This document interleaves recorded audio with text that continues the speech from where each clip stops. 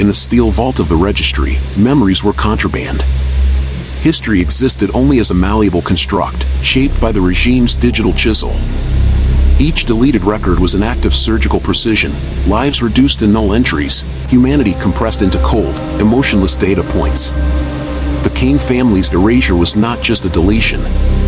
It was a surgical excision of existence. 15-year-old Nathan stood in a compact living unit, surrounded by ghostly outlines where family photographs had once hung. The walls seemed to pulse with an unsettling stillness, as if the very memory of his family was being actively suppressed.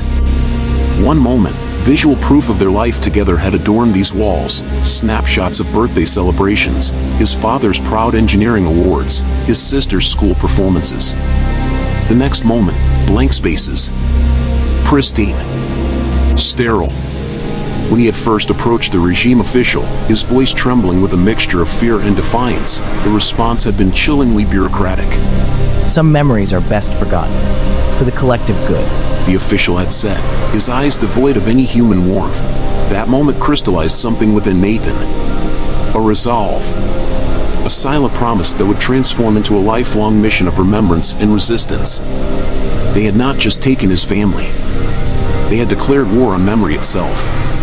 Capital City breathed with mechanical precision, a metropolis where human movement was as choreographed as a complex algorithm. Industrial smog painted the sky in permanent shades of burnt orange and steel gray, creating an atmosphere that was simultaneously oppressive and mesmerizing. Surveillance drones hummed overhead, their sensors more intricate than the most advanced insect nervous systems. Each drone was a mechanical predator, probing, analyzing, categorizing every conceivable inch of human activity.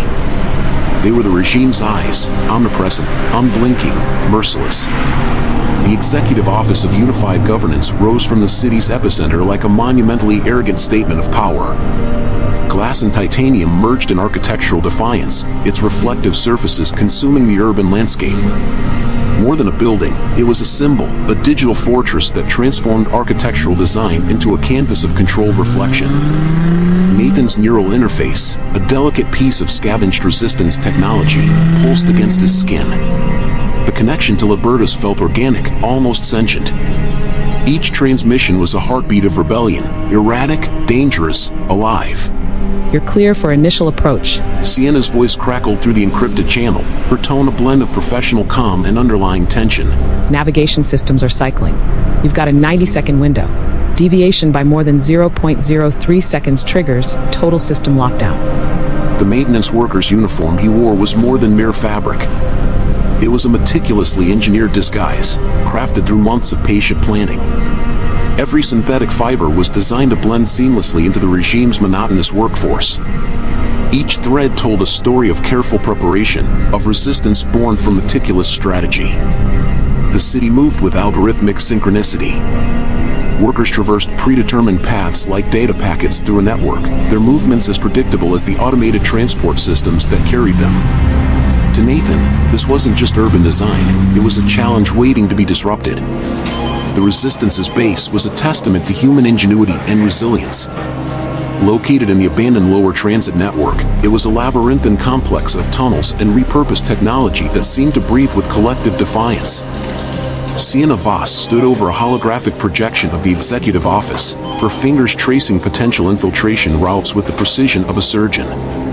At 35, she carried the weight of a decade-long resistance, a combination of strategic brilliance and battle-hardened resilience that radiated from her every movement. Her eyes, a remarkable shade of steel gray, reflected both tactical calculation and a deeply personal vendetta against the system. The executive directive isn't just a protocol. She explained to Nathan, her voice low and intense. It's a living, adaptive system. Imagine an artificial intelligence capable of rewriting legal frameworks in microseconds, then retroactively enforcing those changes across every societal system.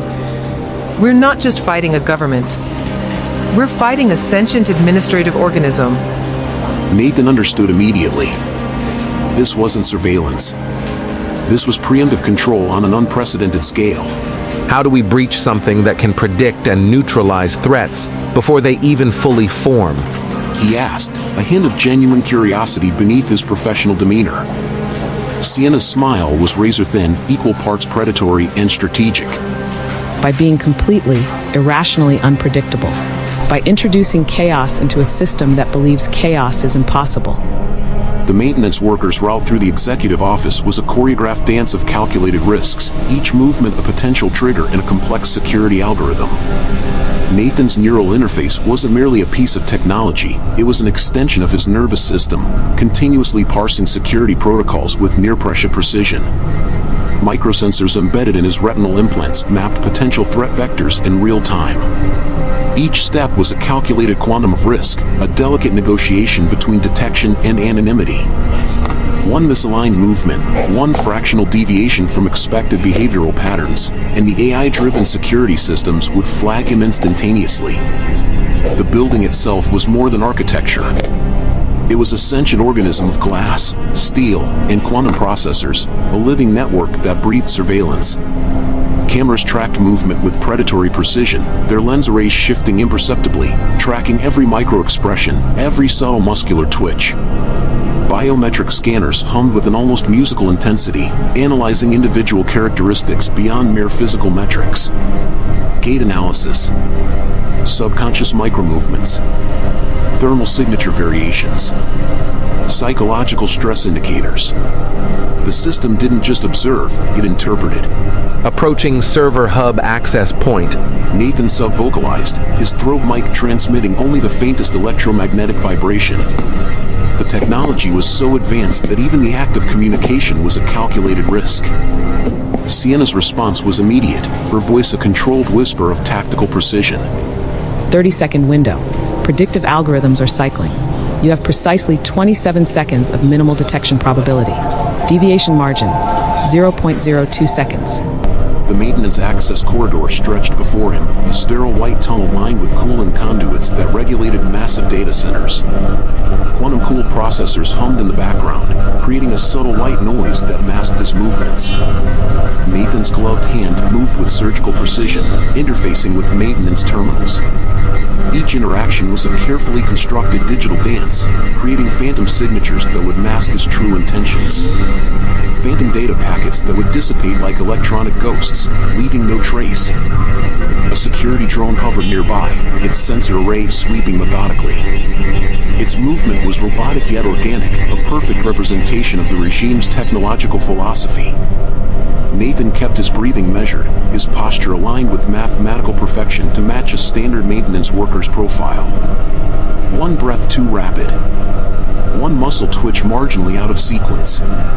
Detection would be instantaneous, triggering a cascade of security protocols that would transform this corridor into an inescapable trap. Director Marcus Lennox's observation chamber was a minimalist space of brushed titanium and holographic displays, a reflection of a man who had transitioned from revolutionary idealist to regime architect. Multiple surveillance feeds surrounded him, each displaying Nathan's approach from different algorithmic perspectives. Lennox understood systems at a level that transcended mere technological comprehension. He understood their soul, their inherent capacity for evolution, manipulation, and survival. He's good, he muttered, more to himself than to the holographic projection of Chancellor Graves beside him. almost as skilled as we were years ago. Before the system changed us. The hologram of Graves flickered, a deliberate technological effect that suggested both sophisticated control and human unpredictability. Her projection carried a weight beyond mere visual representation. It was a statement of power, of omnipresence. Containment isn't the objective, understanding is. Lennox continued, his voice carrying a complexity of emotion, part admiration, part strategic calculation. Cain represents a type of resistance we haven't fully categorized yet. Their shared history was a labyrinth of complicated allegiances. Once comrades in a nascent resistance movement, they had witnessed firsthand how noble intentions could fracture under systemic pressures. Lennox's transformation wasn't a betrayal, as many would characterize it. It was a strategic evolution, a recognition of larger, more complex societal dynamics. The directive protects more than it oppresses, Lennox said, a hint of defensive passion breaking through his carefully controlled demeanor. Cain and those like him don't understand the chaos we've prevented. The potential catastrophes we've averted through preemptive system management. Graves' hologram remained strategically silent, a non-response that was itself a form of communication. Her very silence was a tactical instrument. The interrogation room was a masterpiece of psychological manipulation. Sterile white walls that seemed to absorb sound. Precise lighting calibrated to induce subtle psychological stress. Every architectural element was designed not for physical confrontation, but for mental deconstruction. Chancellor Miriam Graves didn't require physical weapons. Her intellect was far more precise, more devastating. You believe dismantling the directive will bring freedom, but freedom without structure is simply organized chaos. Each word was carefully selected, each tone modulation purposefully crafted. Nathan had spent years preparing for this moment. He had studied the regime's psychological warfare techniques, building mental defenses against their most sophisticated interrogation protocols. His mind was a fortress, layered, complex, resilient. Freedom isn't something granted. He responded, his voice steady. It's something taken, negotiated, fought for.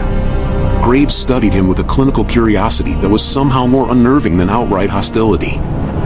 She saw potential where others might see only resistance. A resource to be understood, potentially redirected. You could be valuable. A hint of genuine offer beneath her bureaucratic tone. Inside the system, not fighting against it. Imagine the changes you could implement from within. For a fractional moment, less than a heartbeat, Nathan felt the seductive pull of her argument. The possibility of creating systemic change from within was tempting. A path of least resistance. Strategic transformation. Then he remembered his family. Erased. Forgotten. Reduced to null entries in a digital archive. No. He said simply. A single word that carried the weight of a lifetime's resolve. Echo Group was not a traditional resistance movement. They were digital guerrillas, quantum warriors who understood that modern revolutions occurred as much in lines of code as in physical combat. Their strategy was less about violent overthrow and more about systematic deconstruction, a surgical strike against the regime's most fundamental infrastructure. Sienna's coordination was a symphony of calculated chaos. Multiple infiltration points activated simultaneously, each designed to overwhelm the Directive's predictive algorithms. It wasn't about brute force, but about introducing strategic uncertainty into a system that believed uncertainty was impossible. Network nodes fractured. Communication pathways collapsed like intricate crystal structures suddenly subjected to extreme pressure. Drones fell from the sky, their quantum processors overwhelmed by cascading conflicting instructions. The carefully constructed digital infrastructure began to dissolve, not with a dramatic explosion, but with a precise, almost elegant disintegration. Nathan's mission had transformed. He was no longer simply attempting destruction. His objective was exposure, revealing the fundamental human vulnerabilities in a system that believed itself invulnerable. The Directive didn't collapse. It fragmented, dissolved, like a complex algorithm encountering an impossible computational paradox, revealing the suppressed human networks it had been systematically hiding.